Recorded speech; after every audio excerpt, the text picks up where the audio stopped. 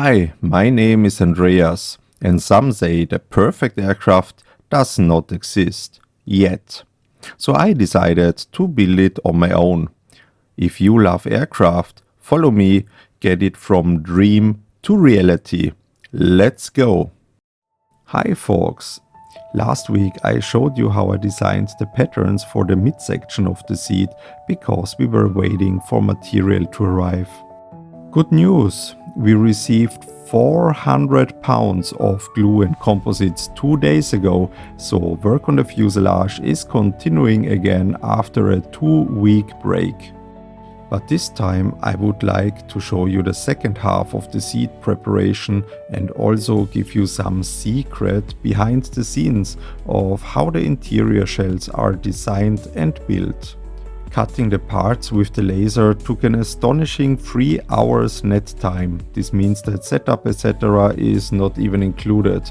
Just imagine sitting there for about 4 hours of continuously pressing the deadman switch every 3 minutes or so. Okay, so enough with the boring stuff. You came here to see the secret unveil, didn't you? Okay, let's go! So, by now you have already seen our fuselage form, but not how the carbon part will look like once it's finished. This is showing a cross section, so imagine cutting a slice out of it and with the canopy on top and the fuselage shell on the bottom. The two-dimensional seat that we are building right now will then be put inside the fuselage shell.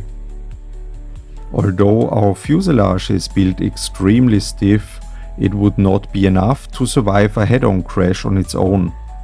To prevent the edges from bulging outwards, we are adding profiles which are part of the interior shells and provide the required stiffness. Also, the canopy gets a frame for additional stiffness for similar reasons. Once we have finished up to this point, we will extend the interior shells to also form the side walls of the seat. So in the end it will be one huge single part which includes everything from interior up to structural integrity. Okay, so let's go back to the seat. I am assembling the parts and then putting them together using super glue.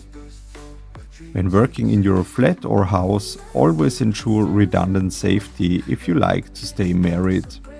One layer of tape and a plastic mat below will make sure that the seat form will not stay as a permanent art installation inside the living room.